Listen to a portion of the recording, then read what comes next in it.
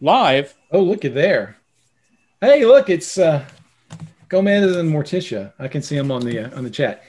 Hey, everybody. Welcome to the ReaperCon Live 2020 Sculpting Roundtable.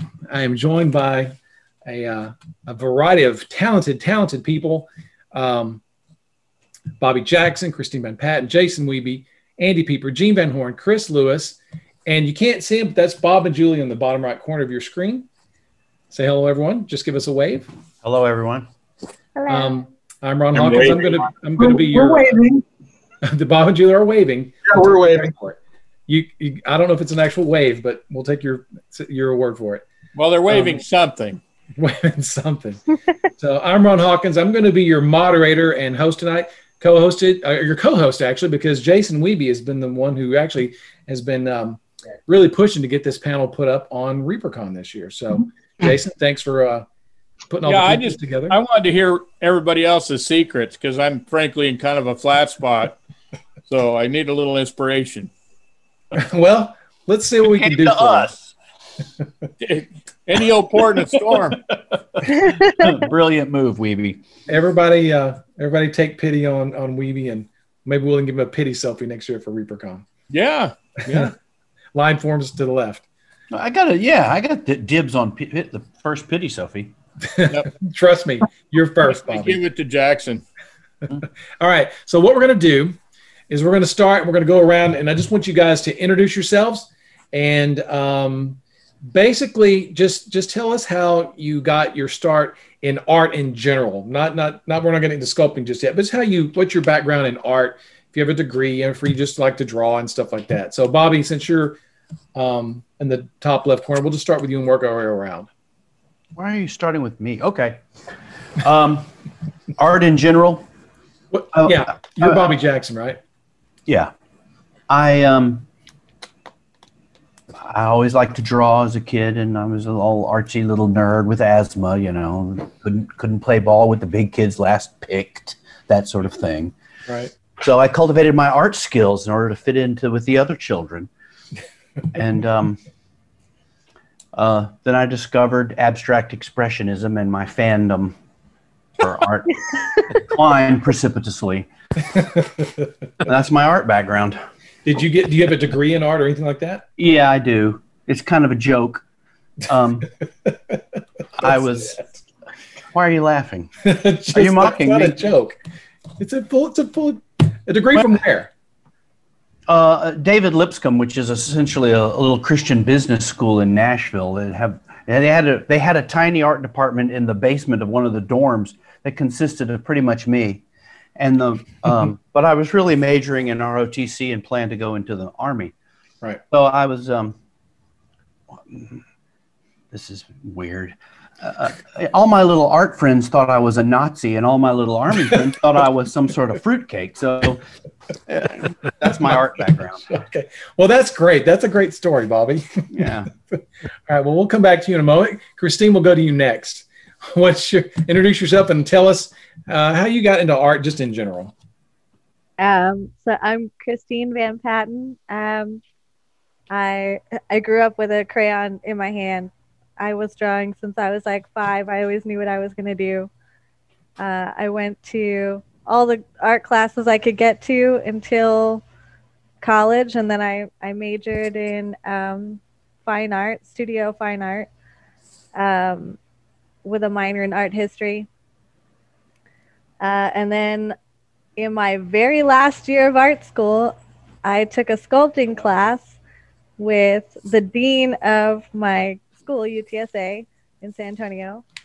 And I told him that, hey, like I discovered miniatures, and he let me do a whole semester of just miniature sculpting. Cool. Where did you go to school? University of Texas at San Antonio. Okay, UT San Antonio. Cool. All right. Thanks, Wiebe. Speaking of Jason, you're next. Introduce yourself. Tell us how you got into art in general. I roll a 10. Wrong show. Oh, wrong show.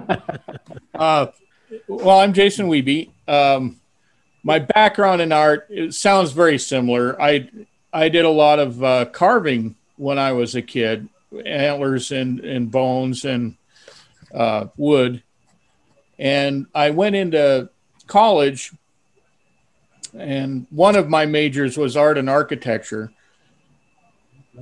But mostly what I did to work my way through school was different kinds of art. Most of it involved carving or inlaying fretboards or carving pistol grips or knife handles and that kind of thing. And when I got done with college, actually, I found I enjoyed what I did to make money more than I enjoyed college. So one thing led to another. I wound up answering an ad for Palladium Books, and I did miniatures for them after several years of working in the jewelry industry. So a lot of the hand skills translated. And it's been pretty much going great guns ever since. I mean, I laid out for a little while. There was an incident in Canada. A guy tried to pay me with non-negotiable instruments, and it kind of turned me off from miniatures for a couple of years, but I eventually drifted back to it. Sounds interesting. I remember that. Yeah. Come to ReaperCon in person if you want to hear the rest of that story. Oh, gosh. Cool. Go All to right. Canada. What I'm just in case you're wondering at home, we're not talking about sculpting. I'm trying to establish that these guys are not just sculptors only. These guys are full-fledged artists. They just happen to be sculpting miniatures, I guess. So Yeah, this is our art form. yeah. So Andy, that was what we were supposed to be talking about? Yeah. Bobby, just keep drinking. Andy in the center. Tell us about yourself and how you got into this. So now to be the odd man out. So, I mean, honestly, as a child, I've been always into birds and animals and nature and biology. That was my deal. And I've also always been good at linguistics and communication. So when I went to college, I actually went to school in Mankato State down here in Minnesota for genetic engineering, of all things. And Wow. I flip-flopped my major and minor halfway through because I suck at math. And ended up getting a degree in English technical communications with a specialty in linguistics and graphic arts, and minor in biology. So with that, I've been working for the past 30 years. I've been working I was a tech writer. Now I'm an information architect. I actually program publishing systems for XML.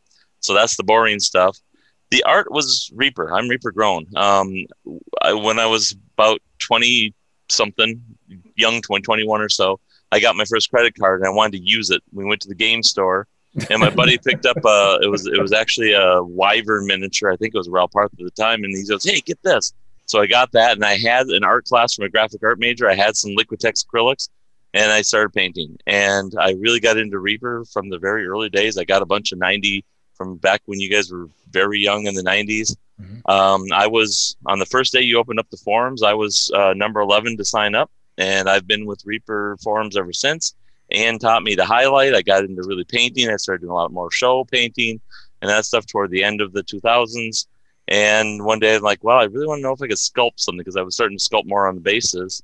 And started doing that Beholder mini on the forums. And Gene jumped in and helped me out. And Gene got me going in the right direction. And I did an Aardvark for, I can't remember the name of the painter. Ron, do you remember who? John Bonet?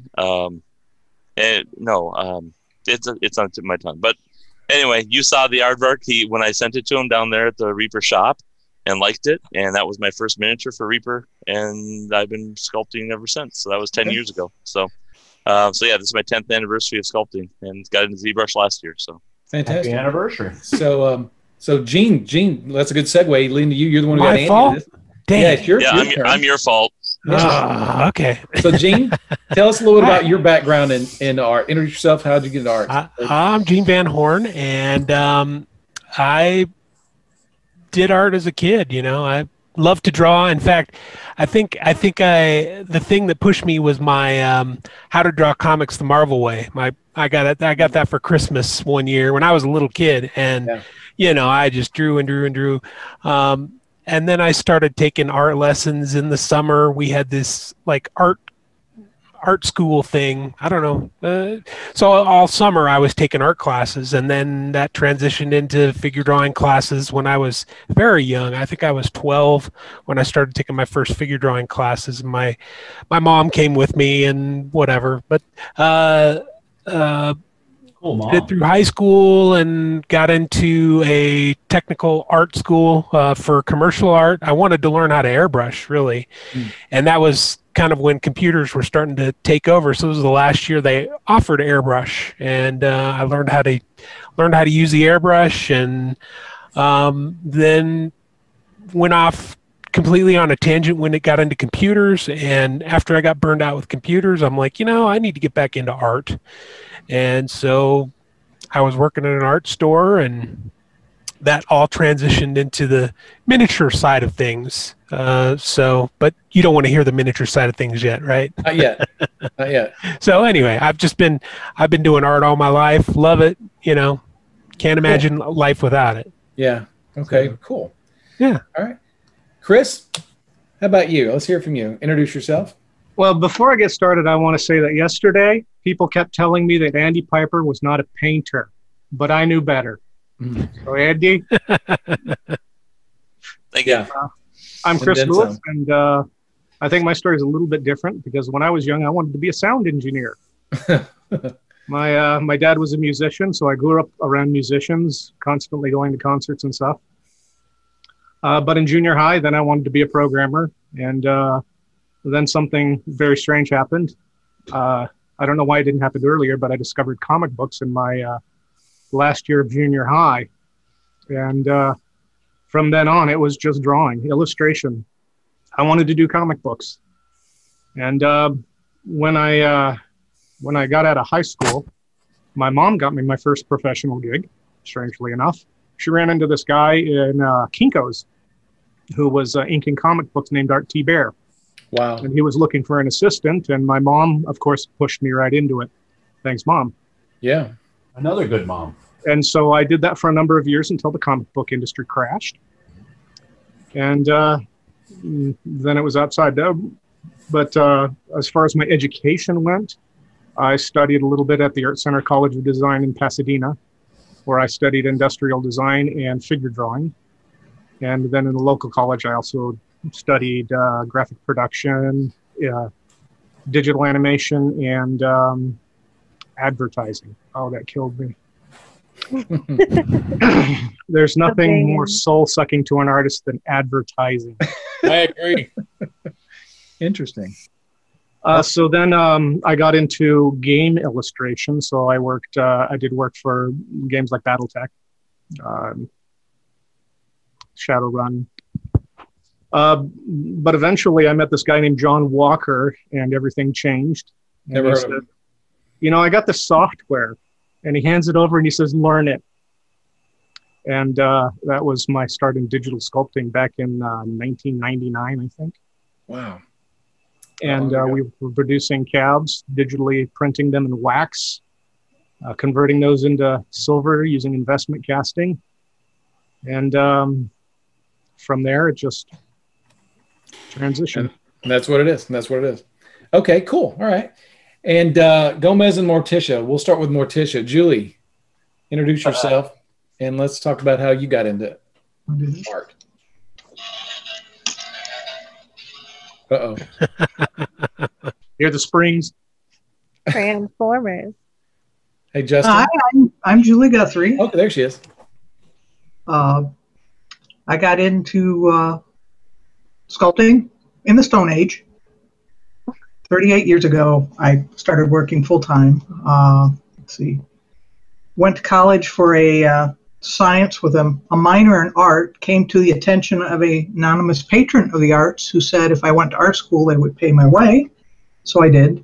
Discovered D&E at the same time, and that's how I got in miniatures. Julie, were you as a young child or as a teenager, were you into art at all? Did you find out that you were like the other guys, that you kind of grew up with a crayon in your hand, or just were always doodling something or anything like that? I was into art from coming out of the womb. Okay. I used to make things with clay in the yard and everything. And I've always, art was my first love. I was just told you couldn't make a living at it. Hmm. Okay. They were right, probably. So true. We've all heard that one. Yeah, we've all heard that one. That's interesting. Yeah. That's interesting. But you can. You just have to approach it creatively. Yeah. Okay.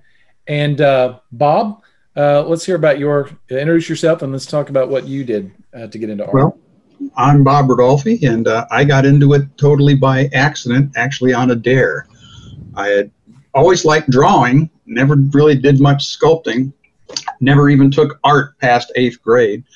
I went into work at a major chain to learn how to do business and taxes and possibly become an accountant. And I kept rising in the ranks, and then one day they franchised out all the stores, and I decided to try art. And prior to that, about 3 years earlier, a friend of mine had some figures, little metal figures he bought, and he said, I can't find one in the series. He says, you know how to draw. Can you sculpt? I said, I had no idea. So I sat down sculpting one of the figures, and it kind of matched the series. And he said, you know, you should try this for a living someday. So I made up a little mock figure and sent it to Ralpartha because they had an 800 number, and I didn't want to spend any money on a long-distance call at the time. And talked to the owner, and they put me in touch with Julie. And that's kind of how I got started. And you married her. Yeah. Eventually. It took me a while, but eventually. So that's how arranged marriages work. That's what, so Bob, so Julie was your art director for a while. Still I am. Yes. Still is. I like how she chuckles evilly in the background. That's like. Let me answer this carefully. Is she holding the carrot or the stick? So yeah, I love hearing the stories about how all you guys, some of you guys had no real interest or background in art at all, and some of you just like I said, just discovered it as you got older. So it's really interesting to hear everyone's approach about how they get into art in general. So I think we all share, though, a sprinkling of technology and art from an early age. If you listen, most of us had some kind of tech background or some kind of education in that. Mm-hmm. And comic books, of course. All of us wanted to do comic books, and Chris was the only one who did. Mm-hmm. Oh, I did a few. Oh, yeah? And Jason did a few.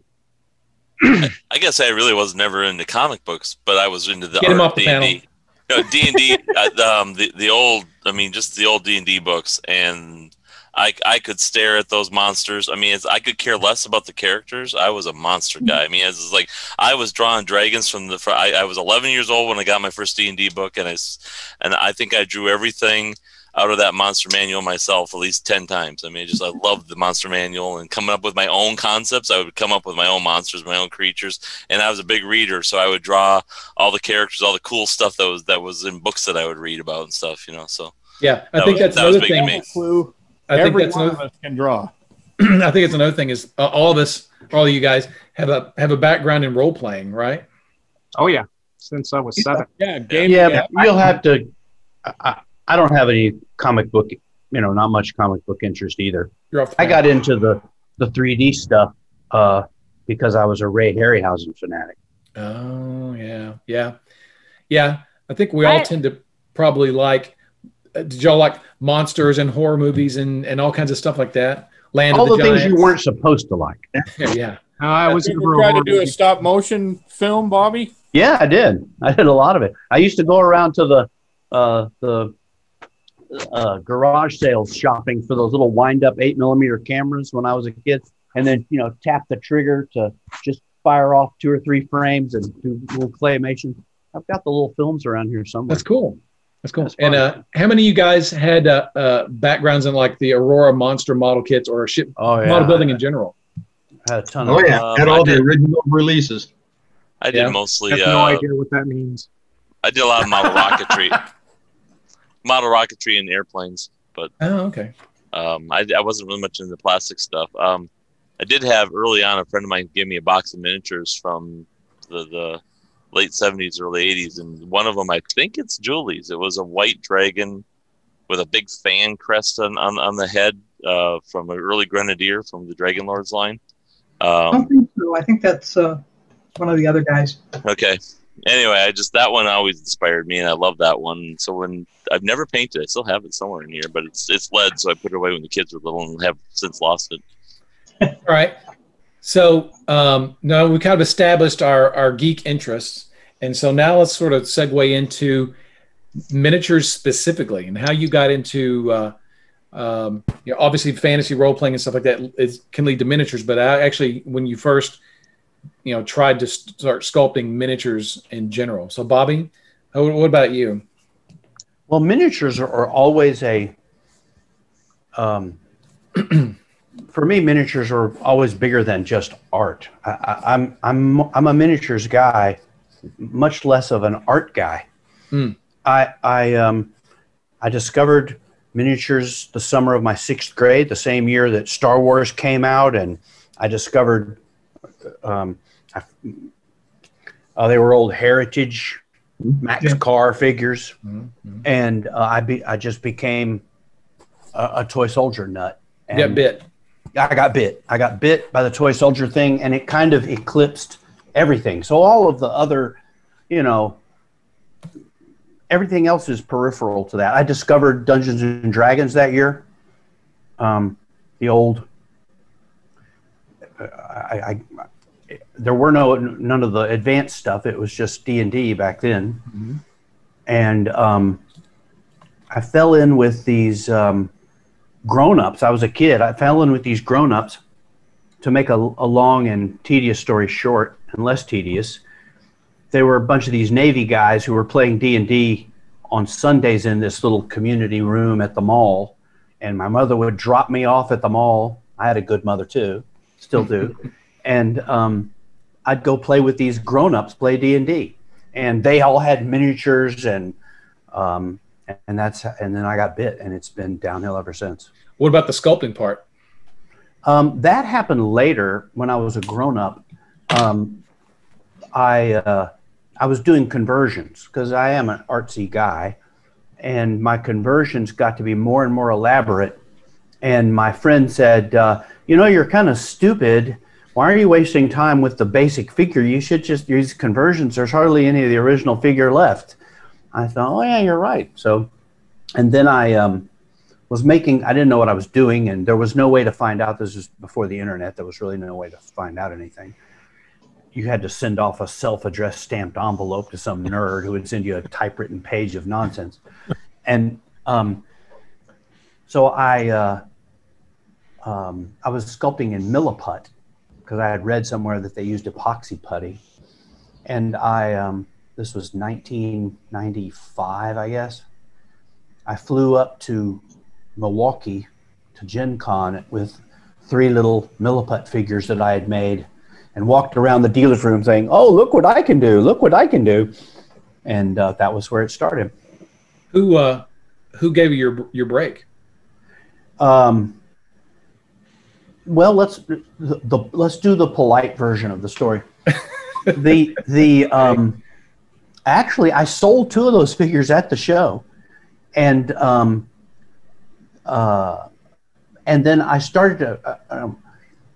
started to get work from the Grenadier guys who were in their death throes at the time, and they showed me what green stuff was, and got a lot of really dreadful work out of me for no money at all, and kind of abused me.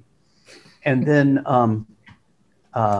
once I had kind of, that little episode ran its course, the Chuck Crane at Ralpartha got his claws into me and kind of shaped me, and put you on the path. Put me on the path. And then once Chuck got done training me, Ed said, "Okay, well, you've had enough experience that I might give you a nickel." That kid Bobby Jackson. Oh, that's funny. That's back in the Stone Age. Yeah. And I think one thing we're going to hear probably from a lot of people when we go around the panel is Ralpartha being such a huge influence on people's careers and whatnot. Christine, we'll go to you next. Tell us about how you got into miniatures and what led you to sculpting and things like that. Well, I was probably a latecomer to the role play scene. As a girl, it wasn't really like a thing. That was the guy's thing that they went and did without you. But I was at a bookstore as a teenager, which is where I love to hang out and read all the art books for free. And they had a book there called Confessions of a Part-Time Sorceress. And it was written by this woman who got a job working at Wizards of the Coast. And she had never played D&D before she started working there. And she started getting invited to games and, rolled up a character and started getting, involved in the community and building a family with her little gaming group. And it was just like a sort of coming of age for her into how women were being accepted into this sort of men's only part-time hobby. Mm-hmm. And I was really inspired by that. And I'd always loved fantasy. I read lots of fantasy and fiction and all the fantasy novels and art books. But now I discovered D&D, and they had all these books upon books upon books of lore and worlds and gods and things to delve into. And I was, like Bobby says, bitten by the bug. Mm-hmm. So I didn't know really what to do with that, but I knew I was going to art school. I planned on doing concept art for video games. I was shooting for a job at Blizzard. That was my goal. My last dodged a bullet there. Yeah, right. My last year of art school, I was taking a sculpting class, and I got into miniatures, and I wanted to see if I could do miniatures for my my self-learning program for my last semester. And I pitched it to the dean, and he was like, well, if you can find a way to make it fine art, you can do miniatures. And I was like, you are on. Let's do this. So I started sculpting these little like fairy type miniatures, and I would hide them in little dioramas of clocks and things like that. I wanted to explore this idea that there was just magic around every little corner. You just didn't notice it. But then I went to ReaperCon on a whim. And I was like, wow, look at all these people, and they're so cool. And I got to talk to all the artists there. And Julie was a big inspiration. My husband had tons and tons of miniatures, and hers were always some of the ones that I picked out first. And so getting to talk to her was amazing. And so I went home after that and set to work sculpting miniatures. And I came back the next year and was like, Ron, look at my miniature. Do you like it? And you're like, all right, I guess. Well, maybe. We'll see. And then, but the rest is history. The rest is history. Yeah. That's the bullet you didn't dodge. Yeah. And all right, Wiebe. So let's go to you next. How in the heck did you get into this? Yeah, I wondered that myself a lot. It had something to do with that I've always liked miniature things. One of my earliest memories is at the Art Institute in Chicago. In their basement, they had a display of miniature rooms. And they were similar to doll houses, but they were all very historical. And they were well lit, and like there'd just be a little office, like a presidential office or something like that. And I remember those very well. I used to build little things, little dioramas all the time. And then, you get into college and you drink and you play tennis for a long time. That's kind of a blur. But I was building architectural models. and I was playing some D&D. So the very first set of miniatures I did were in wax that I burned out on a hot plate and then made silver copies for our first gaming group from college. But in the process, I also was building little Fimo people to run around in my little architectural models. And in those days, we had a little, almost like a periscope camera upside down, and we would walk through the models to make videos to show the clients. And that is where I got bit, I'm pretty sure, is the interrelationship between D&D and the miniatures and then the architectural models. So then I tried to make an honest living, and that didn't work. A couple different ways. Had a comic book store, game store. I answered the ad for Palladium. We did that. Trying to remember. I think my first miniature sales were to Palladium. Then I worked a little bit. It was really weird. I couldn't find work in the United States, so I wound up working for Grendel. Do you remember Grendel, the scenery company? Resumes. Yeah. I did a little bit of work for them, a little bit of work here and there. I was selling miniatures. It was so fun to come down to Reaper the first time and meet all the people whose miniatures I'd been hanging on the pegs in my store for years. But then I had struck up a friendship with Chaz Elliott when he went to work for Wizards of the Coast. He hired me on at Wizards of the Coast, he and Bob Watts. And that ran its course, as Bobby would say. And I think the next thing I did that someone saw was Tonga the Gorilla Man, which I did for a Visions and Putty competition. And Ron bought that. And that's when I started, pretty much when I started working for Reaper. And then getting to meet, like I said, getting to meet all these people who I'd been admiring their work for years was, that really kicked out the jams for me and got me going on everything. All right. It's good to be around people of similar interest in professions. Yeah, it kind of helps things going. Andy, you mentioned earlier that you did the Aardvark, right? And then after that?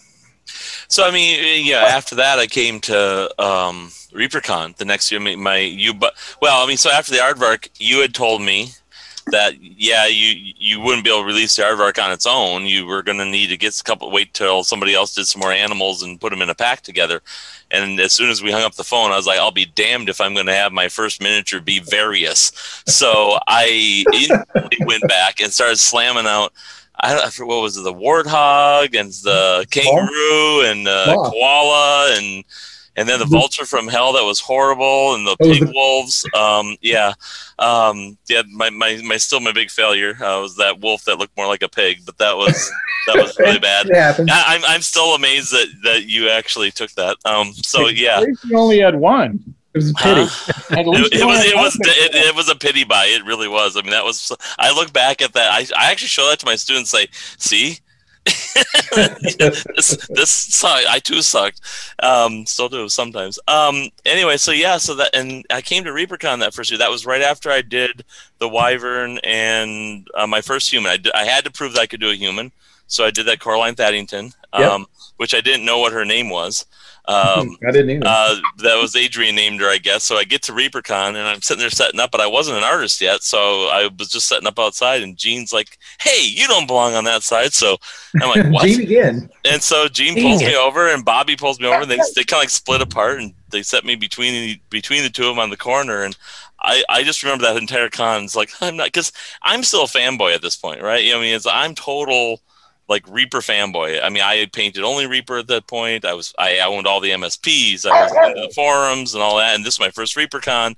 And here I am sitting between with Kevin and Gene and Bobby and Jason. And I'm just like, I don't deserve to be here. And then the next year you put me next to Julie and Bob. And it was like, and Izzy on the other side. And there's lines of people lined up to see Julie and Izzy. And Bob and I just had a conversation between them the whole time. So that was...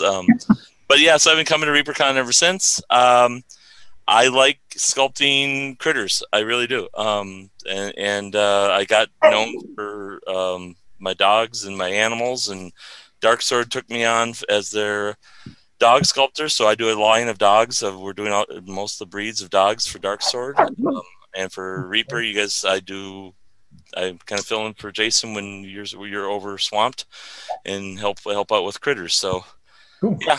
So I'm trying to get more into things like dragons and stuff like that because that's my true love. So I've been working on dragons lately. So cool. May I say something? Yeah. Yeah. I think one of the really neat things about this group is what Andy just mentioned. Is when I was first starting and was getting involved in Ralpartha, Julie took me under her wing and really showed me the ropes and said, "No, young Padawan, here is how you do the green stuff." And I was trying to discourage you, Bobby. But the community we took you to one of our meetings with somebody. I don't remember who. Bob Strata Libre guys. Yeah, Strata Libre. Remember we brought you along for a lunch meeting? That's right, Giovanni Angelis. Yeah. Yeah, I remember that. And We tried to tell him you were our son. but the little sculpting community has always been very welcoming, and I think that's great. So I just wanted to throw that in. Yeah, you guys have all been amazing. I mean, all of you. I walked into this whole thing. You were all on pedestals that were so high. I mean, to me, I could care less about movie stars. You guys were it for me because I mean, miniatures were the thing that was like it was it, you know. And Julie, I mean, honestly, your name has been on my lips since 1990, 92 because you were the dragon lady. I mean, you didn't come out right, but I mean, I just love. I mean, you, Sandra. I painted a ton of dragons that you guys did, and all of you guys. I mean, I've been working on all your sculpts all throughout the 2000s and stuff. I mean, heck, I was teaching classes with a bunch of Gene's miniatures, you know, and stuff. And then next thing I know, you guys are helping me. You're there, and you're like humans, and you're nice. And like now, nobody has none of you people have egos. I mean, you deserve to have egos on occasion, but you don't. And that's crazy. I mean, it's just I just love you all, and it really don't ruin everybody's reputations, Andy. All right, so Gene, you just don't recognize ego. Gene, Andy again said you pulled him aside at ReaperCon. I know. I'm sorry. Well, I know you're to blame. I know. All right, next time. No, Andy's a great guy. Well, let's see. I started out with being in love with small things, much like Jason. As a matter of fact, I have on my desk here. I don't know if. Let's see if I can pull this up. Putting it on the camera. There we go. There you go. See this little train? Oh yeah. I got, and maybe I just hold it up. So I got this little wooden train when I was like 5 years old in Aspen. I was on a trip with my grandparents, and I was just fascinated with this tiny little train. And later that year, our next door neighbor came across the street, and she had a box of old Airfix figures, World War II Airfix figures. Oh, wow. World War I, World War II. And she said, "My son's gotten out of this, and would you like to have him?" I was 5. Holy crap, a whole box of figures. Yeah, give them to me. And that was kind of where my love affair of small things began. And it's weird looking back on it, how many things I was attracted to that are tiny little small things. Fast forward, to the mid 80s, I was a teenager playing, Dungeons and Dragons with my friends. We would go to the miniature store and buy our figures and paint them up and set them in front of us. We didn't really play like what Frank at Nightheart Gaming does, but we had our little figures sitting out. And I was just always fascinated with how cool those figures were. The Ralpartha figures, the Grenadier, even the Citadel, Citadel Workshop or whatever it was back in the time, Citadel. I wanted to learn how to sculpt that. And I remember one of my friends saying, "Oh, I think they use wax." And so I got a little box of like paraffin wax and tried to sculpt a figure, and that was bad. That didn't work. It didn't work. So I kind of, after that, I, went to college, played tennis, drank a lot, all that nonsense, and started playing D&D again. Got out the figures, started painting them, thought, oh, this is really cool. Then put them away. Years passed. I went into computers. I got out of the computer industry, started working in an art store, and decided, I need to pull out some sort of artistic thing. I want to get back into an artistic hobby. So I started painting again. I drug out on my old miniatures. And by this time it was, late 90s. And I was looking online for where I could find miniatures. And I found this shop in Canada, and I ordered some miniatures. And in fact, it was Hecklemeyer the Jester, Bob. Right. And there was, what was it? I can never remember her name. Cerithis. I ordered her too. And as I was ordering those figures, on the tools page, there was, here's the green stuff sculptors use to sculpt figures. And I was like, oh, I've been looking for this, or thinking I've been looking for this for, 30 years of my life, 20 years of my life. I need to order some. So I ordered a strip of green stuff. I ordered the number 2 GW sculpting tool. And the one list sculpting at the time it had been there for a little while, but I tracked that down and started, pulling tips from there. Bobby had written a little article on there, and, I was posting questions, and just, I started copying figures. I copied that Cithras figure and showed it around to some friends, and they're like, yeah, that's pretty cool. And I thought, I want to do this. I think I want to try this anyways, because at the time I was just looking for something to do. So I said, well, I need to make a portfolio. So I created, 10 or 15 figures, something like that. And I started just emailing it out to every miniature company I could find online. I emailed it to, hundreds of companies. And I got a few responses and got a few, nibbles, but the one that really gave me my start was Rick at Black Orc Games. I think Jason was working for him at the time. I don't know if Bobby did any stuff for him or not, but I know Sandy Garrity did. There was a few other, Drew Williams. I was living in Minnesota at the time, and I guess they were based in, where was it? Somewhere in Wisconsin, Madison. And he asked me to come down, so I went over there, and he showed me how mold making and casting worked, and asked me to do a few figures for him, so I did, and went to Gen Con that year. And I had that was the year that Niradel came out. Werner Klock had sculpted Niradel, and as my final sculpting test for Black Orc Games, he's like, this figure just came out. I want you to sculpt this. I said, okay, sure. So I just sculpted it, and he said, oh, we'll make you some copies, and you can just, use them for whatever. And I said, oh, great, samples. I'll hand them out to people. So I go to Gen Con that year, and I start handing samples out. And that was a moment like what Andy had, where Sandy Garrity had her sculptors panel at Gen Con. And so all the big sculptors were there. Jason was there, and Bobby was there, and Bob and Julie and Sandy, and anybody that was on one list. That was kind of we'd get together, and Tom Mason, who is also a sculptor, is not here tonight, but Tom Mason was there with me, and we sat down with Bobby and his boy Daniel, and we started just had a little sculpting hangout.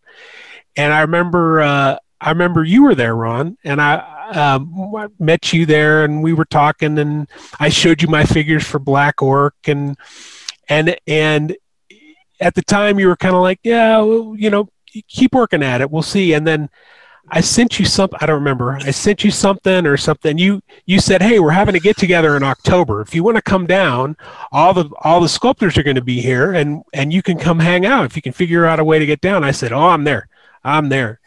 And it was a week long, just crazy, for me being a fanboy and getting to hang out with all these established sculptors and learn from them. And they were, just like Bobby said, they were all welcoming. They all showed me anything I wanted to learn or ask. They were, hey, show me how to sculpt drapery. Hey, show me how you sculpt armor. Hey, show me how you whatever. And they were just very welcoming and very easy to talk to. And,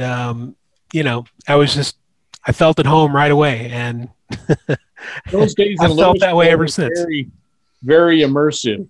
Yes. Get together. I mean, it was 24/7 almost. Yeah, it was, and watch other people sculpt for 12 hours and eat in between, and then go to bed. I know. I learned so much that first time, and every time I got to come back, I would level up my sculpting ability. It was always amazing, and I'm a fanboy for life. So, do you want to tell the other part of that Niradel story, Ron? No, we can gloss over that. Yeah, that's the part you left out, Gene. We can talk about that later. Let's go to Chris real quick. Chris, you kind of mentioned already that John got you into digital sculpting in '99.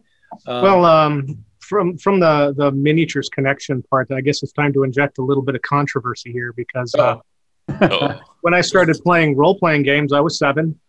Went over to a friend's house, and his older brother was playing with his friends. They were in junior high, and they were playing chainmail.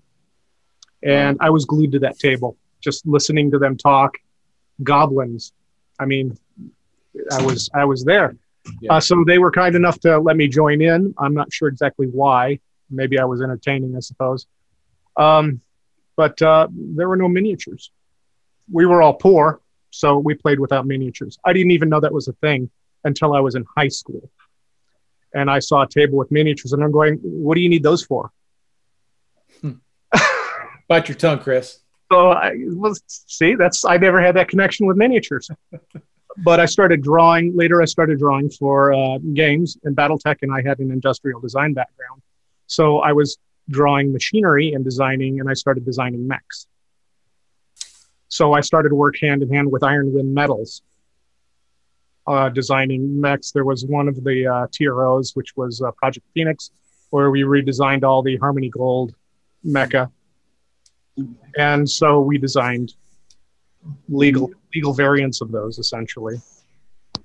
And when Drew Williams sculpted a bunch of those, I believe, and I got a hold of some of them, and I started making conversions.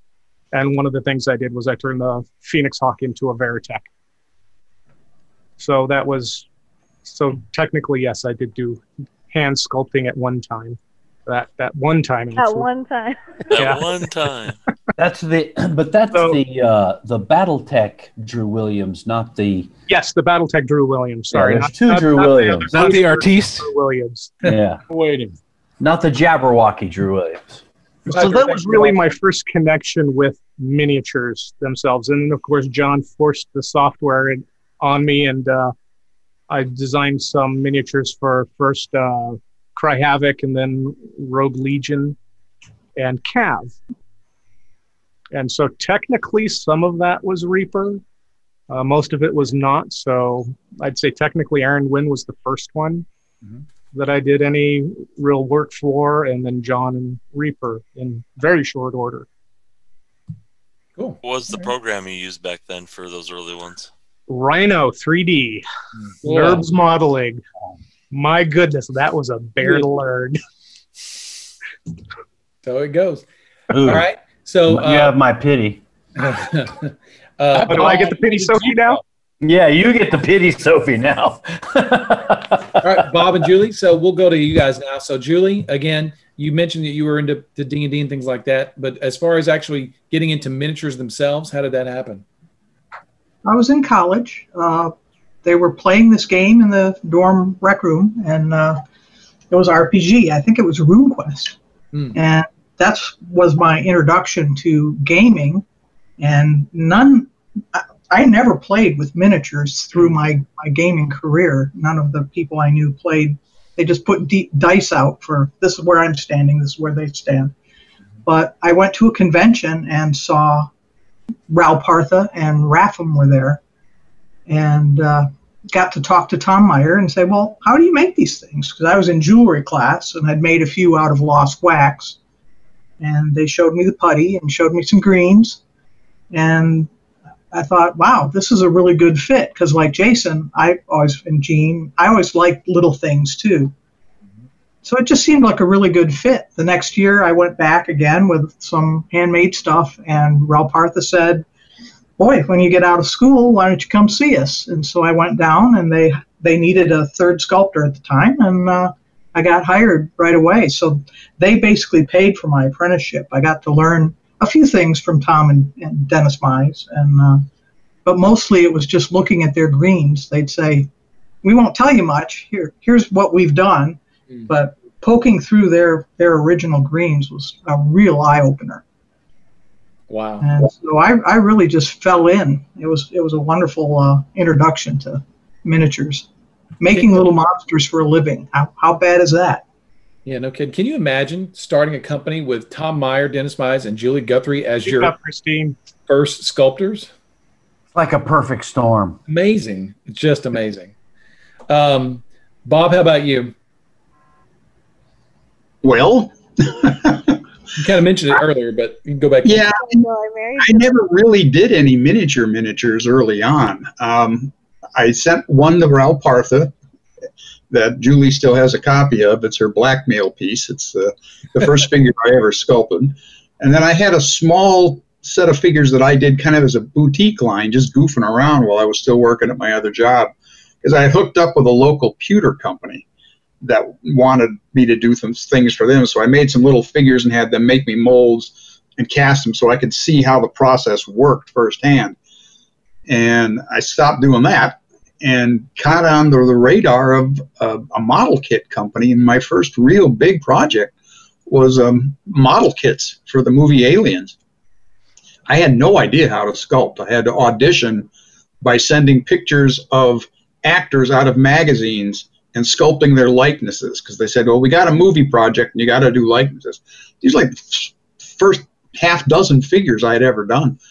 And I got that. And through that and through the pewter companies, I kind of just segued into miniatures kind of by accident. Leading Edge got the license to do Aliens figures. And since I had done the model kits, they contacted me and said, do you want to do miniatures? And I said, sure. And that's kind of how I got into it. And I met Reaper not too long after that and got to room with Ron, which was a highlight of my career. At Gen Con. Yeah. That's really cool.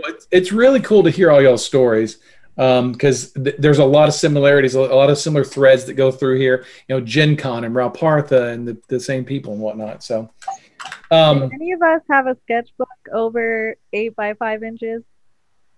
I don't know. Oh, what? A sketchbook. I get it. Does anybody have one, or? No, like we were all just attracted to small, like doing little miniature things, and I never could work in those big, like 12-inch sketchbooks. It was just too much for me to handle. It was always like these little 5 by 3. I was working on 11 by 17 at that time. I've actually done life-size bronzes, so I have done big stuff too. So. I was always working on a half-elf ranger. I think the real common thread here is that when we first showed something to Ron, it was all, well, we'll see. Keep at it. Keep at it. Well, the other thing is that sometimes it finds you. I mean, that's something that I was struck by is, you know, you're just wandering around and then out of the blue, this happens to you. So, yeah, you know, I think one of the things I've noticed is that all the different things that I tried to cling to early on in my development and tried to find a way to make a career at that, minis sort of combined all of them. Like, I wanted to do fantasy stuff. I wanted to do concept art. I love designing characters, but I didn't like drawing the same character over and over and over again. And I really liked animation, but I didn't have the patience for animation. I really liked games, but I didn't want to get stuck on one property for, 10 years of my life. So, but miniatures does all of that. The costuming, the character design, all of that stuff. Scratches the itch. Yeah. You just get to do all of your favorite parts and none of the boring parts. So we're about halfway through the panel right now. So we've kind of gotten y'all's backgrounds in what you'll do and how you got into it. So Jason, as the other host of the panel, is there something that you want to ask? We don't have to go around. We could just sort of answer as it comes to you. But is there anything you wanted to ask or discuss? Well, we've kind of touched on it, but I'm always interested in hearing what people's influences are. Not. I mean, yeah, we like comics and we like this, but were there particular artists or art forms that interested you early on? That's always been interesting to me, how that evolves into a miniature interest. Bobby? I have no other interest. I like miniatures. Okay, well, there you go. Thanks for that. Very helpful. I'll go. Andrew Loomis. My mom had an Andrew Loomis drawing book when I was a kid, and I used to just go through it all the time. I loved his stuff, his drawing, and that played a huge role in my figure drawing and figure sculpture. I'm still a huge fan. I love his stuff. And the How to Draw Comics the Marvel Way, once again, that was a huge influence. I still have my copy, and I still to this day thumb through it. I think there's a lot of different books out there and artists out there that they're timeless. You can go back to them again and again and again, and they continue to hold up. And that's what I try to strive for when I'm doing this stuff, because hopefully our art will outlast us. Thousands of years from now, they'll dig up our figures and go, what are these strange little relics? Why did they make them out of vinyl? One thing that Gene's talking about, I think that could be brought out a little bit, is many of us have mentioned comics. And I think one of the reasons is that a successful comic artist knows how to go broad. Okay, they know how to do broad actions and broad emotions in the comic book pages. They tell a story. Yeah, and similarly, we have to do that in miniature form. It's great to be able to do the subtle stuff, but you have to be able to do it in a way that people can see it at that scale. So I think really that's why a lot of us look at comics and that kind of thing. Yeah, it's that iconography, right, of comic books and superheroes in general. Yeah, I always think about Christopher Hart's books. Oh, yeah. Maybe not necessarily the most well-known comic book artist, but definitely good for broad gestural type imagery. I think I was influenced mainly by fantasy fiction book covers, Frazetta mainly, and things like that. Billy Bell and Elmore and Easley. Okay. I want to discuss what I thought, Jason, was one of the things you had mentioned today was influences. And I know we've kind of just touched on a few things, but I'd like to hear what y'all's influences are, miniature related or not, just in general. I know we've talked comic books and things like that, but what are some of the things that maybe we haven't touched on that you guys are influenced by? And just I was super into animation. I was really into Disney as a kid. And I sent my portfolio to Disney when I was 9 or something. They sent me back this big packet of little sketches and drawings and things that they look for in a portfolio submission. Wow. And they were contact us when you're 18, you get out of high school, we'd love to see your portfolio. And I thought, this is it. I'm going to study. I'm going to do it. I'm going to work for Disney. Wow. But Disney's always been such a big influence. And I think it's a lot of that, the big emotion, like Jason's talking about, being able to bring character and storytelling and narrative and display that emotion, no matter what the subject matter is. The candelabra can have personality. Well, one of my other hats is I like to carve gemstones, and I do a lot of fossil ivory carving. And things that influenced me in that were the hardstone carvings, especially Asian hardstone carvings in jade, the Fabergé hardstone carvings. We all know the word Fabergé from the eggs, but if you ever look at their wonderful gem carving shops that they had in Germany, those were worth looking at. And then I spent a long time studying Netsuke, which is a Japanese art form, often ivory or hornbill or wooden Netsuke. And they were used as toggles for a coin purse, basically, so they could tuck it in their sash or in their belt. But the thing about Netsuke that's so cool is it's a very small space. Most of them are smaller than a golf ball. But the best Netsuke tell an entire story in a small carving. And it may only have 3 different figures intertwined. It might just be an emotion on a face. But that was probably one of my primary influences outside of comics and fantasy fandom is the carving tradition. And like I said, mostly in Asia, some of it in Germany. Cool. Hey, Bob and Julie. Yes. What about y'all's influences? What about you guys? Mine's actually kind of an odd one. When my family moved to Arizona, the entire Italian family came with us. So we had almost 2 city blocks out here. And my grandmother came over through Ellis Island, and she's illiterate, never learned to read or write, never went to school. But she had an amazing collection from the old country of all these wooden religious statues and iconography. And they were just all hand done. They were beautiful. And I remember as a kid just going over to Grandma's house and looking at all of those things and fell in love with sculpture as a form. Never really thought I would do it. I just really enjoyed the way the light played off of it, the silhouettes of them. They were just amazing. Not necessarily the subject matter, since I don't really do a lot of religious stuff. Mine's kind of on the other side of the coin. But it was just a really something that I'll remember all my life. It stuck with me. Julie?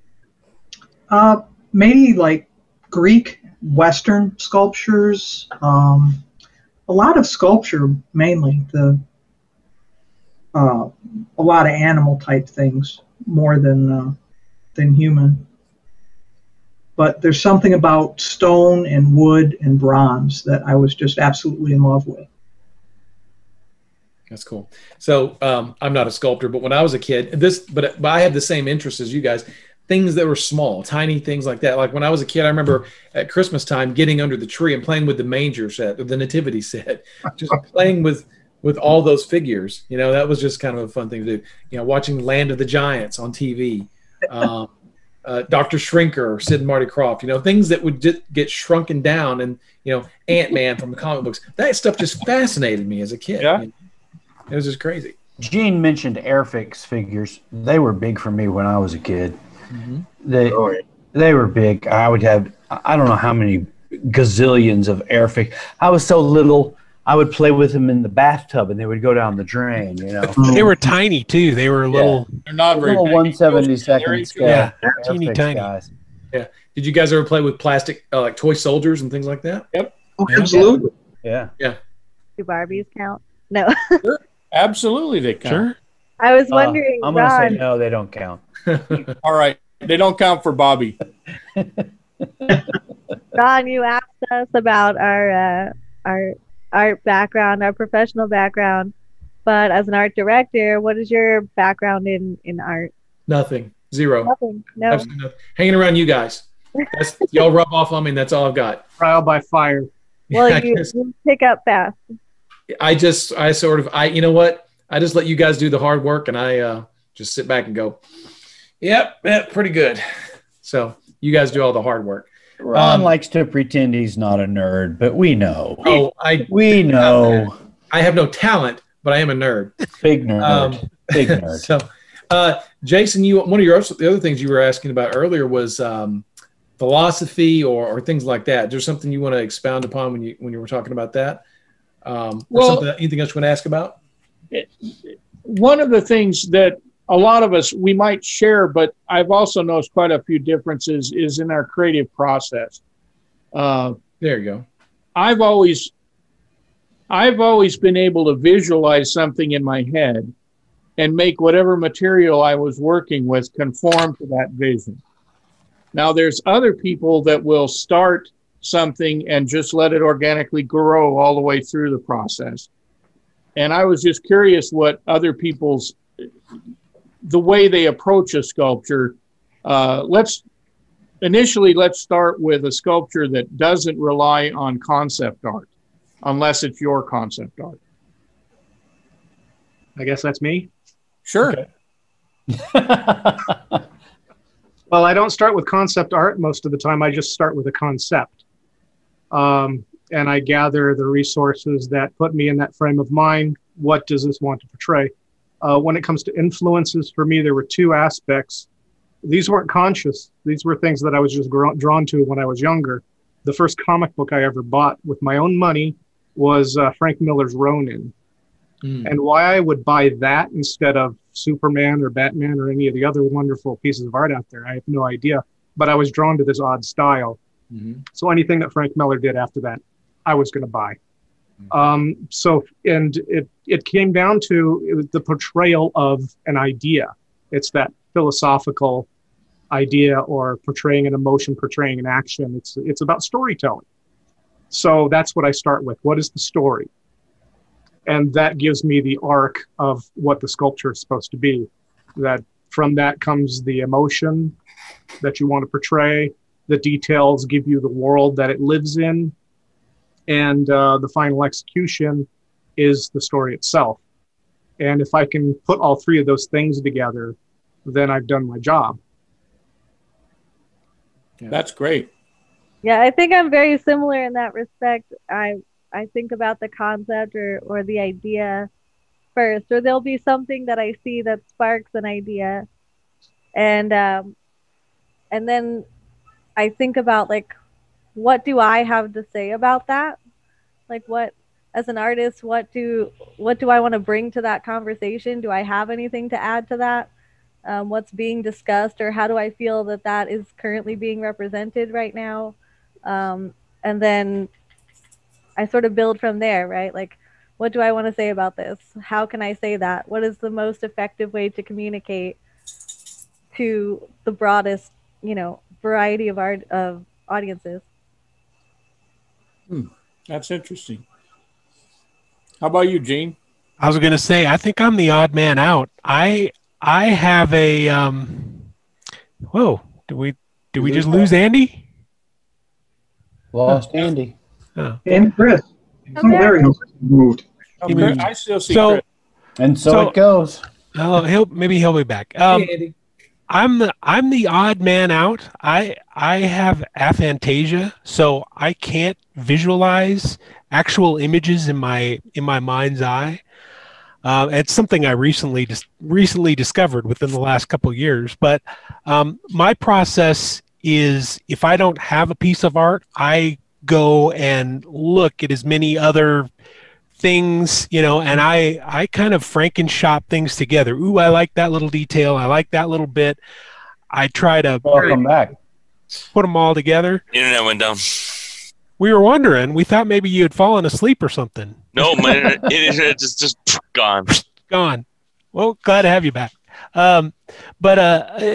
So it's a lot of work to actually come up with a concept. And other times they'll just completely appear out of nowhere. It's like I'll need to, for example, the Pizza Dungeon Dragon. That was one that Ron said, "Oh, we need this real quick," and it just literally popped. It was there, and there was no work involved. There was nothing. It just kind of came out completely realized. I'm sure that was reflected in your price. Yeah. Well, this was no work. Yes. There's times I'll look at just how a tree is bent, and it'll bring up other things, a pose I want to try or a different thing that I want to try. So how do you make a tree look menacing? Yeah. Or geez, it's like looking at clouds, right? There's a horse in that cloud, and then it's not a horse in a minute, it's a dragon or whatever. And sometimes even something that simple, or coffee rings on a piece of paper, those kind of things, very often you'll see something in, and that'll give you an idea. And I see stuff and things all the time. In fact, I'm hyper aware of that. I see faces in just about everything, and a lot of times I'll make art from it because it's so cool. Yeah. And that a lot of times that is some of my best art, is like it just because it's so natural and so organic. It just, And that kind of brings me, that comes to me is this will come as a surprise to no one, but my sculpting and everything comes from the natural world. I mean, to me, it's biology, and I'm a constructionist. I remember one time Ron took me aside and says, "Well, I love what you do. It's museum quality, but you need more fantasy." And I'm like, if I need the fantasy sprinkler, I need to be able to sprinkle some fantasy on. But that's true, because I am so much a constructionist. To me, it started with biology. It started with, to me, it's about muscles and tendons and why creatures fit a habitat that they're going to fit and that kind of thing. I mean, even my world as a D&D world, things have to be part of an ecosystem. I don't do the dungeon where the thing is just there for the hell of being there. I'm always into why is it there. I want to know the secrets behind the whys. Why do the muscles move? And Christine and I go back and forth, and honestly, she's been giving me the Andy just because it looks cool, and I'm like, damn it, yeah, you're right, but why is it there? And that's always been something for me. So when I sculpt, that's one of the reasons why I do a lot of animals and stuff, because I'm into that kind of biology and that kind of stuff. But I love transferring that into fantasy, and I like dragons that look like they could really exist in a real world, in a real ecosystem, and have a reason for being there. What I've been struggling with and challenging myself with, and that Christine has been really pushing me and helping me with, thank you, Christine, is pushing the boundaries. Where do you push the boundaries? How do you think of that and push those boundaries into more fantasy, more fantastical concepts and stuff? And I hope that's been starting to come through. See, I'm exactly the opposite. I'm like super into mythology and folklore, like pantheons, and I love thinking about like, what did this explain, right? Like what thing was difficult to convey, and so they created this to convey it.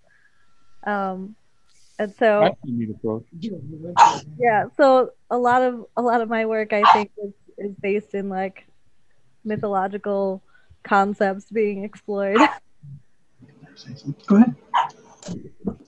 Yeah, well, one of the things I always liked about miniatures, when I first started looking at miniatures back in the really olden days, I used to buy Julie's figures long before I knew who she was, because at the time the packages just said J. Guthrie. I mean, could have been John or Jeremy for all I know.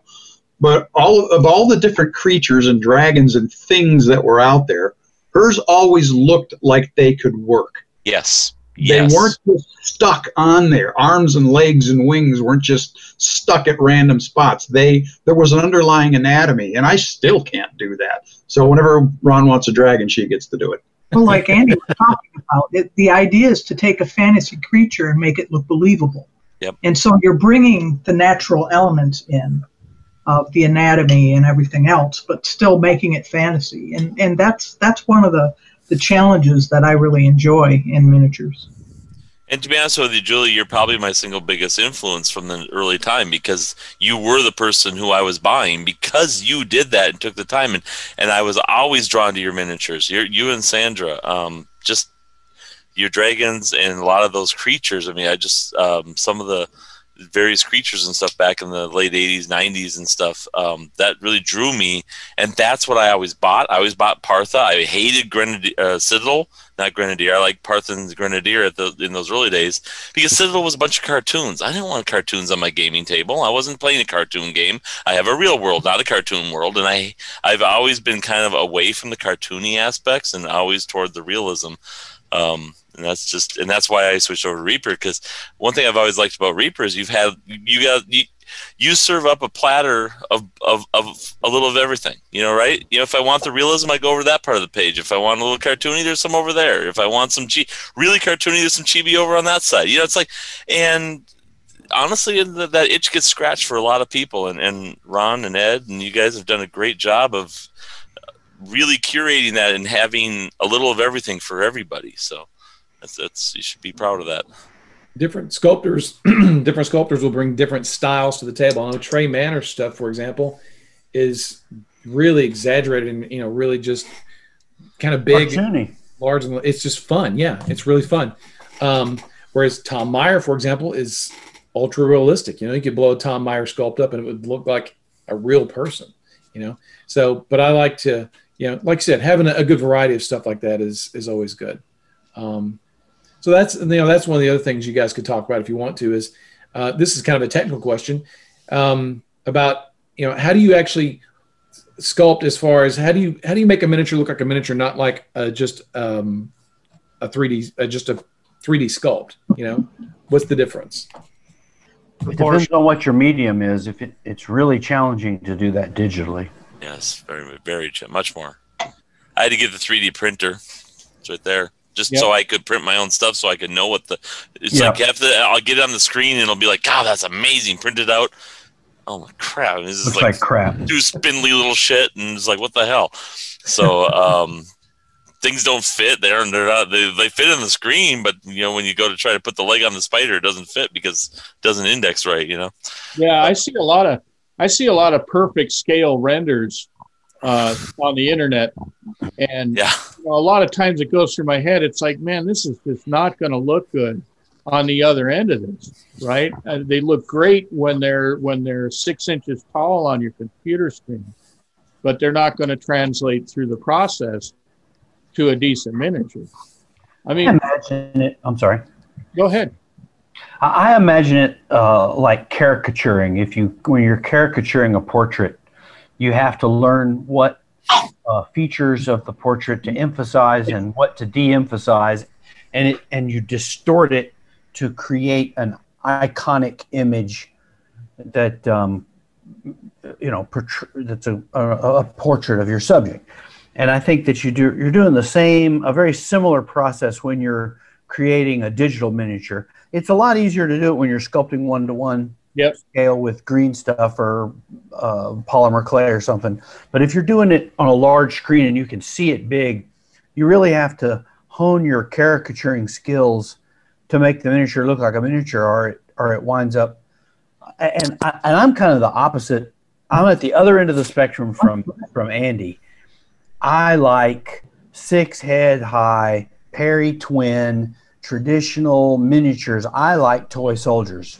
I'm a toy soldier nerd, and the art is definitely a means to the toy soldier ends. Yep. And so that's been the biggest challenge for me, particularly transitioning from traditional media to the digital, is learning how to caricature things so that they look like the toy soldiers that I like to play with. Because the object of the exercise is to slap some paint on them, dip them in Minwax, and get them on the table and have my guys kill your guys. And you gotta see the eyelids at an inch tall. But that's one reason I don't enjoy sculpting humans much. I mean, I'm more of a creature guy for that reason, because as a painter, I like Bobby's stuff to paint. I like Derek's and Jean's with the bigger eyes, because I can get a lot more expression in there. I'm not sure I'd want to paint the human I made. I mean, I did the one, and she worked out pretty good, but I'm not a big fan of the super realistic humans when I'm as a painter, because I can't get as expressive in those eyes and can't get quite as much of that kind of thing. So there is that happy medium. You gotta have some of that exaggeration. And that's really, I think, some of the scale expansion last 20 years too has helped really let the painting side of this hobby take off, because before it was just gaming. And as you guys have expanded that scale a bit to the 32 to 34 size, well, geez, I mean, now we can actually get some real painting going on. We can really get some beauty, but yeah, it still fits on the table if I wanted to too. I just love that. One hand washes the other. I mean, I think we've been pushed by the painting community to make not broader, but better and better paintable sculpts. And at the same time, we push the painting community a little bit in terms of detail and that. So I would like to interject. I think it also is Izzy having such intricately detailed miniatures. You know, her designs didn't used to be quite as full of stuff as they are now. And over the course of time, we've had to make them bigger for all the really cool bits to fit. You know, I think that also has been driving the bus, the actual concepts that we get. You know, it's all part and parcel, you know. Well, I have been hearing people say that they would like to see some more simple miniatures again. There've been a lot of people been there's a lot of, especially some of them are better painters, because they said there's no room for freehand anymore. We put so much stuff on a miniature, you don't have any room to freehand anything. Well, yeah. Christine has her hand up.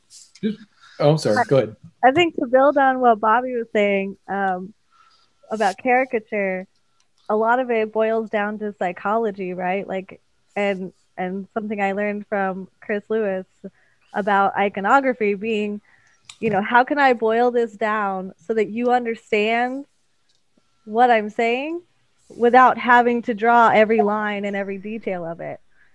I was complimenting his Yontai figures from the Bones Kickstarter, and I was like, I love this arrows, the arrows that you put on this archer. So cool. How did you do that? And he was like, well, there's like 20 sticks, but only 4 feathers. And I was like, oh my God, you're right. There is. But your brain, you know, Oops. I think we lost Christine. You just automatically, your brain puts those things together and fills in the gap. Yeah. Can you hear me? Yeah. I can cover a little bit more of the technical answer to your technical question, Ron, if you like. Yeah, sure.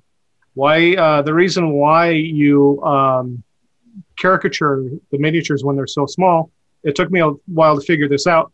I connected it with what I had learned about Greek sculpture and Greek architecture.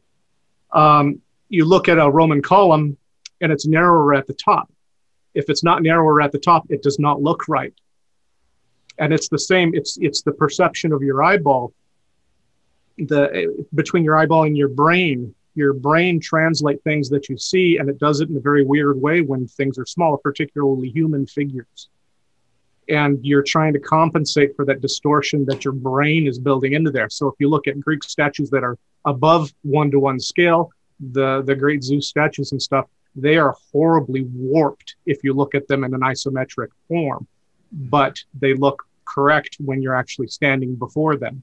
At the foot of it. Yeah, Well, Michelangelo's David is a really good example of that. Yeah. If you ever have an opportunity to look at it isometrically, it looks goofy. Yep. Or the Pieta as well. The Virgin Mary is probably 10 feet tall in order to hold the Jesus in her lap. So, you know, you have to distort to make it look right. And the smaller the scale, the more you have to distort. And you see it with the painters too. You know, the way they paint shading on a figure is a lot different on a giant than it is on a human-sized figure. And Bobby and Jean actually put me on the path to that discovery, so thank you. Yeah, so sometimes just because you can pack a lot of stuff into a small canvas doesn't mean you should. It doesn't make it better. It just makes it busier. You need spots for your eyeball to rest. Otherwise, you just get exhausted. Yeah. There is something to be said for a clean figure that's not cluttered with a lot of stuff. Not everybody can be Jeff Darrow. Right, who is insane amount of detail in his comics. Yeah, just over the top. Yeah, and the problem with someone like Jeff Darrow is we're not looking at all that detail. Yeah. You know, when I did comics, one of my favorite ways of shading something was stippling. But after a while, I got to thinking, I'm spending hours stippling this piece. This guy's eye is going to rest on it for maybe 12 or 13 seconds as he's reading the comic book. Mm-hmm. So, it's diminishing returns at that point. Yeah. What kind of feedback do you guys get from painters as far as... You know what? Before we change the subject, can I say something? Yeah. I'd love to talk about painters and all that stuff, but let's...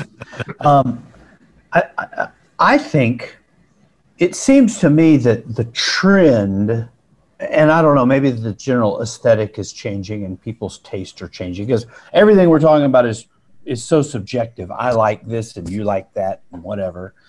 But I look at Games Workshop stuff we were talking about. In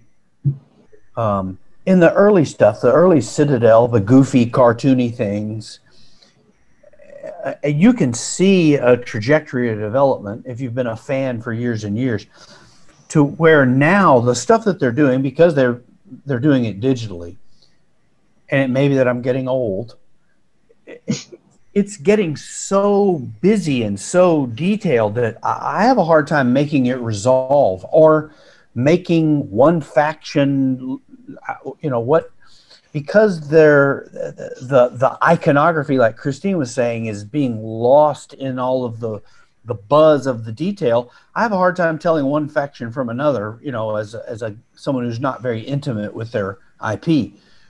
And I think that that's a general trend, because with the digital technology, you can do this, whoever comic art guy you're referencing, pack as many just pack the surface with so much nonsense that you lose the iconic image that you really, in my opinion, should be the emphasis. And I think personally, I saw that start happening in our industry a lot more, not to blame Wayne Reynolds, but with Wayne Reynolds, honestly. And Wayne Reynolds' I don't want to say it's your fault, but it's their fault. It's your fault. Seriously, it's not his fault, but it's the fact that we took his drawings and made them straight into his drawings that were made for a page this big, and then turned them into miniatures this big, and kept all the bits and bobs and stuff all in there on every miniature. Well, that started becoming the thing that everybody expected to be on there. And honestly, I get turned off by miniatures like that because I don't want to paint all that stuff.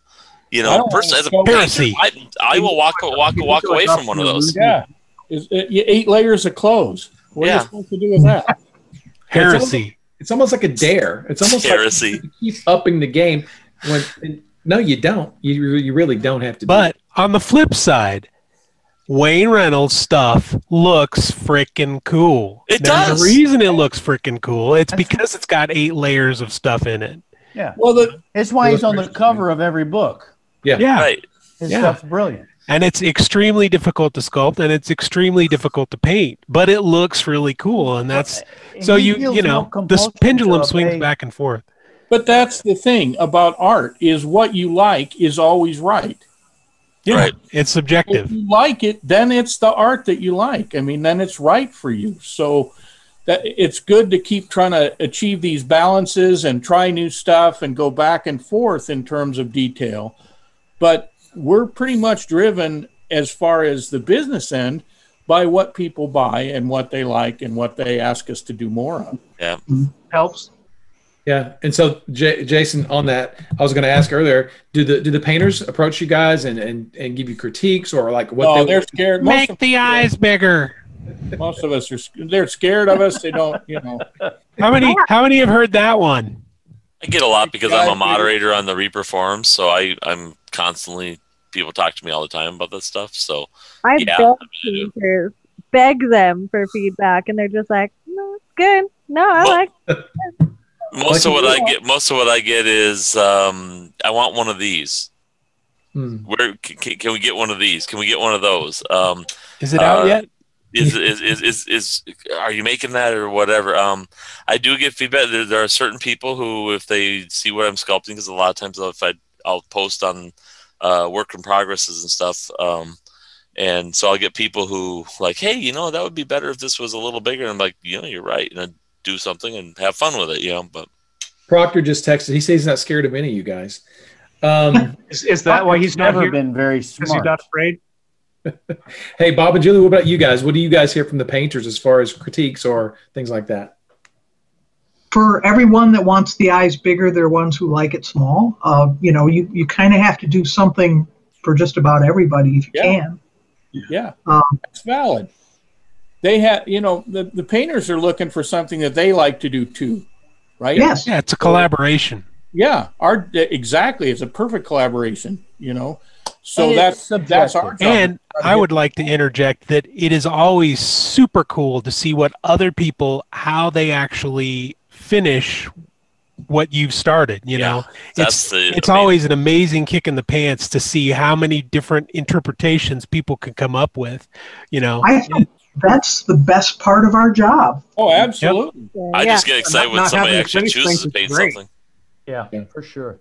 Yeah, and that will often inform my choices if I have the ability to make a choice on a sculpture, is seeing how people had painted it on prior figures in terms of amount of detail or how I do eyes or that kind of thing. And very often looking at the painting showcases help me understand what the painters are looking for. I have heard on occasion eyes bigger, not terribly often. What I hear more than anything else from the good painters is leave room to paint, but unfortunately we don't sculpt for the good painters.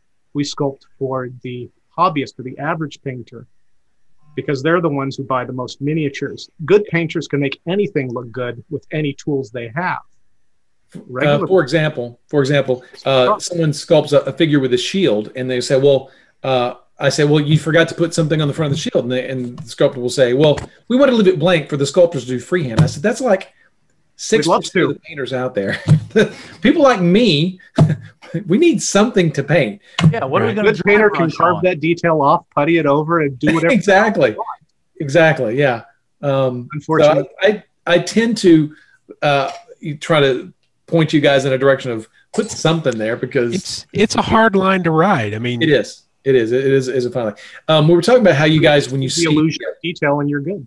The painters paint your stuff, and it's like it's like the your creation has come to life with the painting. What I love to see is when a painter will convert minis. I love to see conversions on your minis because they're one of a kind. They're unique. They're really cool. And Jennifer Haley, specifically, her conversions are so very subtle, but they are so effective at what she does. All her conversions she does are just amazing. They're very subtle, small conversions, but she does amazing conversion work. For some reason, I was just thinking of that when you guys were talking about having a miniature come to life.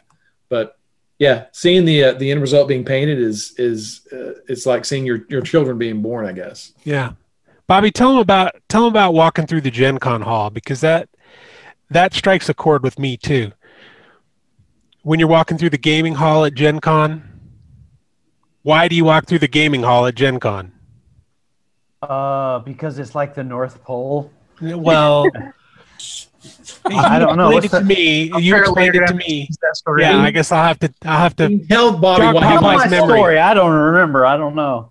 We were walking through the Gen Con hall. We've done this, when we used to go all the time. But it's the fact that you can see your figures on the table, and you're thinking, why did that guy choose my figure out of all the thousands of figures? The gaming tables. When you're walking through the gaming tables, where that was one of my chief pleasures of going to Gen Con, was sneaking around, because before the internet, nobody really knew what you looked like. But I could sneak around through the gaming halls and watch people playing with my toys that I had made. And I realized, there's a guy or a gal who has picked this figure that I sculpted and spent, I don't know how many hours painting it. And that is that's their character that they choose to play. And that is a big charge. That is super fun. That's their hero. Yeah, it is a lot of fun to do that. And they're often lavishing more time painting a figure than we've spent sculpting, which is an interesting thing that I've been watching over the last few years, people have tens and tens of hours into a painted piece. And to think that it was my piece that they're spending all that time painting is really a tremendous boost. Yeah, that tickles me too. Yeah, I thought you were talking about going through the vendor hall, Gene. No, the gaming halls. I can personally paint I can personally sculpt one of my miniatures in about half to a quarter of the time that it takes me to paint it for trying to do like a show painting on it or something. Yeah, I was looking at Mocha Mini's version of the Fungal Queen, and she wrote that she spent like 40 hours doing her paint job on it. And that was in clay, and I was a beginning sculptor, so that took me 3 months to sculpt. But but to think that someone put like a full 40-hour work week into, devoting their time and energy into my figure. Yeah, like you said, Jason, it was just like, I feel so honored, so special. Two words. Men wax. I knew that was coming. Was that specifically for Proctor? Yeah, that's for Proctor. We're about 15 minutes left in the panel. Is there you guys have any questions or that you want to ask of each other, or anything you want to talk about? Yeah, when are you going to pay that invoice? Next question, please. Next. I don't like the way you all laugh at that. Ron gave it to us already. Oh, this is the official one. The official 15 minutes. Ron's ready to cut and run now. Yeah, we gotta go. What happened there? Something fell off.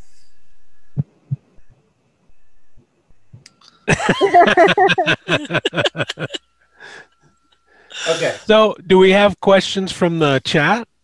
Well, let's see if there's anything. You guys in chat, you have questions? Do we have any viewers left?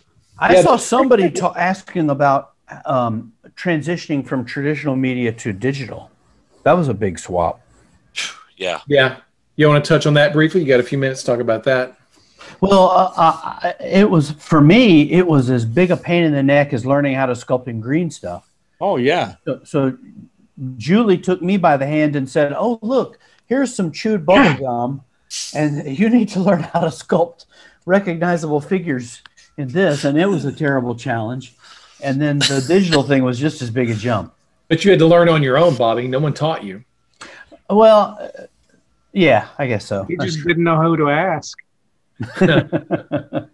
I asked Bobby and Gene and then Chris and just everybody that happened to help me. But that was, it occurred to me that was the first thing I'd actually sat down and tried to learn since college. So I pretty much had to do what I did in college. I drank a lot. I stayed up. I didn't take showers very often. Play tennis? Pretty soon it all fell into place. That helps when people leave you alone, doesn't it? Yeah. I mean, truth be told, ZBrush has the least intuitive interface of any software program I've ever touched in my life. I mean, your tools are called brushes, your sculpts are called tools. Some of them are called sub-tools if they're parts of other stuff. I mean, there's 5 menus to do anything, and all of them do something different, but they all do the same thing as well. I mean, it's just like, and trying to, I've spent the last year, getting my chops figured out in it and stuff, and now I'm pretty proficient. And again, thanks to Gene for helping me with a lot of it, and a lot of you, Chris and Tom and Christine. But man, I tell you, that first month was tough. I mean, I think I spent almost 30 hours watching videos. Yeah, I mean, it's ridiculous. And then all the trainings on videos. So the guy's on the video going, go to menu A, B, C. He'll go over here and then pull this from here and put that to there and then do this one thing. Yeah. And then you go back later. Okay, shit. What do you do? Oh, what part and what video was that in? Oh my God. Yeah. You guys have all done. I'll show you this in a minute, but first let me see your interface. Let me see custom interface for 15 20 minutes. And it's complicated because they took what had been years, decades of established convention and just turned it on its head. So, an object is now a tool, and there's no selection, there's masking, and all of the things that were established 3D conventions.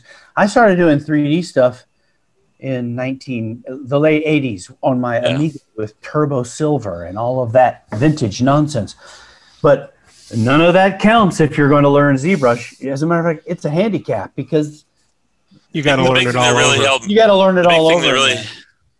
Big thing that really helped me was that the gizmo in ZBrush, I assume ZBrush stole it from PTC because PTC put that in their products a few years ago. Gizmos have been around forever. Yeah, I don't know. Maybe I haven't done anything but PTC products for quite a while. So I'd like to add that helped. I'd like to add. I think the difficult part about transitioning or learning ZBrush in general is that there are so many tools, there are so many different ways to accomplish the same result. And the problem is, as a sculptor, you will only use 8 tools, 10 tools, as 99% of your stuff. And so you have to learn this incredibly complex program to figure out which 10 tools you're going to use all the time. Right. And so it complicates the issue because there are so many different ways to do the same thing. Yeah. And that's how you establish that workflow. And it's not like, with clay, there's only so many different types of tools. There's a few basic shapes and you can pick and choose which one you want to do, but they'll all basically get the job done. Digitally, there's hundreds of the same tool, and you have to figure out how to fit them all together into a cohesive whole to get that end sculpt. Is that not an analog, though? Because I remember when I was a youngster and Julie was saying, okay, here are my tools. And she showed me, here's my little package of tools that I use. And I went away and I got some brass stock and I would grind out little shapes that I thought would be handy. And it took me a long time to whittle down using soft brass stock. So these are the shapes that I really use to sculpt in green epoxy putty. And then I made steel versions of those soft brass shapes. So it's really kind of an analog. It is. It is. Yeah. There's an old saying: if you want to destroy a man, give him everything he wants. Yeah, there you go. Yeah. Right. So remember too that we were a lot of us came up in green putty.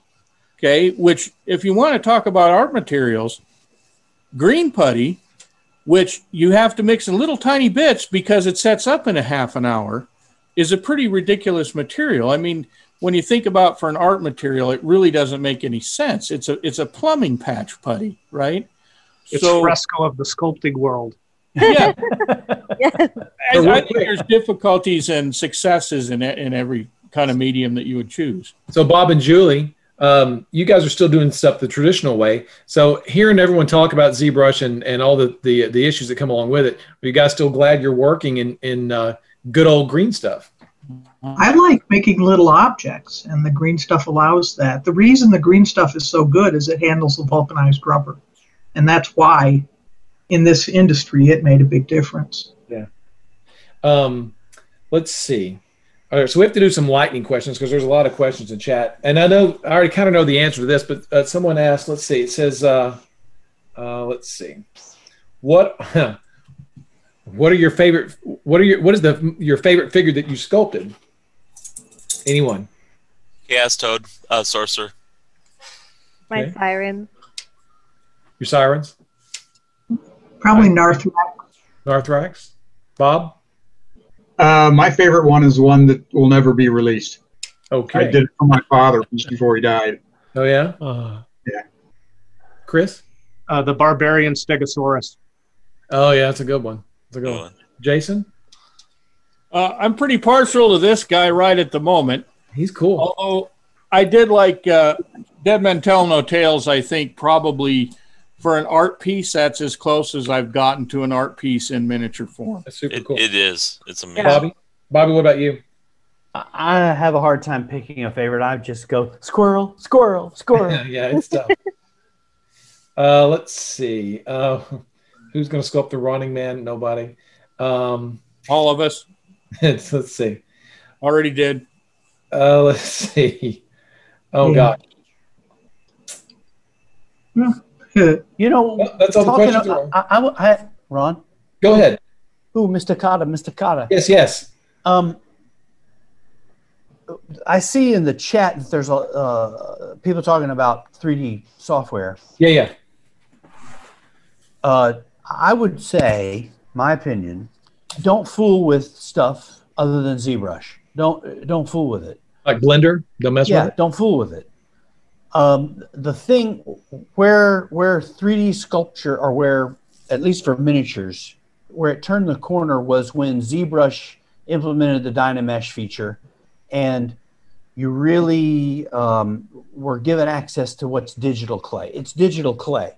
So you're able to use all of the skills that you cultivated sculpting in traditional media digitally, because building 3D models, like Chris will tell you, in Rhino or any of the traditional forms, it's a different critter. It's not really like sculpting. It's a different process. And if you're interested in sculpting, I would say don't fool with stuff.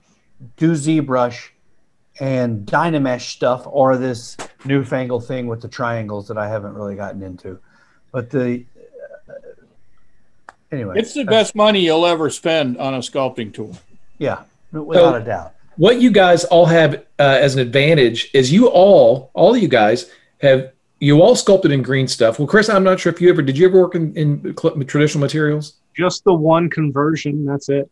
Okay, but you guys have all had to work in traditional materials to sculpt miniatures. Therefore, you kind of have an idea right off the bat. You have the leg up on anyone else, because you already know what things are supposed to look like in your hand when you're sculpting them, right? Yeah, draw or sculpt. Just draw or sculpt to get started. Yeah. You don't need to start with ZBrush, but everybody should know how to draw or sculpt, or both. It's the difference between digitally sculpting and it's digitally sculpting miniatures, right? That's what I told people in my class today, is just start sculpting in green stuff, because nobody who's starting out, unless you really know you're going to do this, and which means you've already sculpted something or done something, the investment of ZBrush, I mean, first you got to have a computer that can run it. Then you got to have a tablet or something, or Cintiq or something like that. Now you got the $900 for ZBrush itself, So that's a real barrier to a lot of people to even start in the ZBrush side. So grab some armatures and build it. It's just I sculpt almost the same way in here, except for that, as I do over here, except for on this side I have an undo button, which is a fantastic, right? Over there I have to use a scalpel. So would you guys say that sculpting in green stuff is like driving a standard and ZBrush is an automatic, maybe? No. You need to sculpt in green stuff. That's what I'm saying. ZBrush has got a double clutch, baby. Yeah, if you can't sculpt in green stuff, you can't sculpt in ZBrush. It's just that's my point. That's my point. It's another medium. You have to be able to sculpt in the one. The ZBrush is not going to make you a better sculptor. Correct. You have to be able to sculpt. You got to know what you're doing. It's like back in the 90s when Microsoft released Word. I'm a writer, so this is, fits me. Back in the 90s when Microsoft released Word, everybody and their brother thought they were a writer suddenly. The publishing houses got flooded with crap novels and all this stuff. ZBrush is not going to make anybody into a sculptor. Yep. ZBrush, you can turn out a bunch of crap, but you won't be a sculptor until you learn the fundamentals, until you get your anatomy right, until you get your structures right, until you understand how a mold is made and what you're making it for and all that kind of stuff, and how it's going to print on a 3D printer. Until you've done that study and really figured it out, you're going to make stuff that nobody can use. So, and that's a particular end that's really pretty niche. Yeah. For most people, and for me, when I'm not working, when I'm not trying to make a nickel off of you, Ron, I'm working in green stuff, because I'm going to be sculpting chainmail on the figure that I'm going to kill your guy on the Frostgrave table with. Since I didn't come from traditional sculpting, I have a little bit of a different opinion on that. A solid foundation of figure drawing is quite necessary. If you can draw well, and if you, I always recommend Vern Hogarth's books, Dynamic Anatomy, Dynamic Figure Drawing, Dynamic Drapery. Learn those and learn how to see the figure from different angles. Learn how to pose in your head. rely just on reference. And once you can do that, sculpting in ZBrush is a whole lot like drawing. True. Yeah, you have to do stuff by hand, even if it's just an earwax and talcum powder. We've only got about 3 minutes left. So real quick, do you guys have any last minute advice you want to give to people who are interested in sculpting, or specifically sculpting miniatures? Any advice or anything you want to tell these guys? Have fun. Okay. Yeah. Dodge all the bullets. Consistency, practice. If you really want to do it, keep practicing. Eventually, you'll be able to do it. Start with the basics. I often tell people to do something do a Muppet, do something that doesn't have normal anatomy. Just do, like I started with Beholder, that kind of stuff. Christine? When I first went to ReaperCon and can you hear me? Yeah. When I first went to ReaperCon and I was showing Julie my sculpts, and she was like, "Oh, this is really good." She was like, "I think if you just sculpt it about 5 more times, you'll have it down." And I was so soul crushed. I was like, "Oh my God, 5 more times? Do you know how long this took me to make?" But she was right. I went home and I sculpted it at least 3 more times, and I was like, she was so right. I know it so much better now. And so yeah, what Gene is saying: practice, practice, practice. And don't be afraid to cut something that if you spent 10 hours doing something, if it sucks, cut it off, throw it away. Don't fear the scalpel. Redo it. I mean, that Coraline Faddington I did, I cut her face off 13 times before I finally was happy with it. Don't be afraid to fail. Knowing when to stop is a really important skill. Knowing when just put it aside and start on something else. Yeah, at some point you got to quit and send the invoice. Right. Just jump in, though. Just jump in. Don't think about it. 3 times tonight. 3 times. Bob and Julie, I'd be I got sculpting up. Bob and Julie, I'd be interested to hear y'all's advice, your last minute advice. Just do it. Yeah. Yep. Keep in mind that we all started at the same place you are. You know, our first pieces all looked like they'd already been chewed. So, you know, just do it. Yeah, Julie can trot out my first piece I ever did if I ever get too cocky. So just keep going at it. We should put up a number like our first sculpture showcase at some point. I've always thought that would be a fun exercise. Maybe for next year's ReaperCon, we could bring in a few pieces. Ron's got my blackmail piece. He's got my pig wolf there somewhere. I don't know where he's got it, but I don't ever want to see that thing again. But it was a doorstop last time I saw it. Oh my God, that doesn't deserve that honor. The difference between a professional and an amateur is the professional has failed more times than the amateur has tried. Yep. Absolutely. Bits of wisdom. That's a good nugget of wisdom. Well, if you guys want to continue the conversation, all the artists, most of the artists have Discord channels set up over there on the Discord. You can go find them in the artist section, and you can chat, things like that. But yeah, thanks everybody. It's been fun. It's been a fast 2 hours. Went by really fast. So yeah, this was great. Thanks, you guys. Thank you. Yeah. Justin, thanks, Ron. You guys are awesome. Thank you. So what, Justin? Well, aside from Gene, everybody else. But Gene's going to have one tonight, right? Am I? I don't know. I don't. Well, okay. I'm channel, Gene, and you and I can chat on it. Sure. Yeah, we'll chat. Someone will chat. Well, anyway, what a great panel, and we're going to do this again next time. So anyway, appreciate it all, and everybody else, and keep enjoying ReaperCon. Next time. Tomorrow. Everybody wave. We by the way are going to be rating Wapple. Oh, fantastic. He just came online.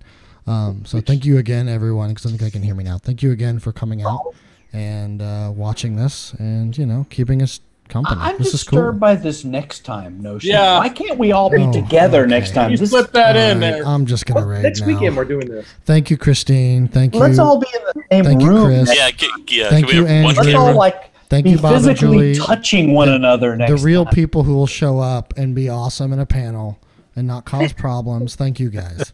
And not cause problems. What else? Oh my gosh! Can't somebody? Hey, Ron, you got host. Can you kick Bobby out? Can you kick Bobby out? Just kick him out. I don't have those. You're the one that's got the switch.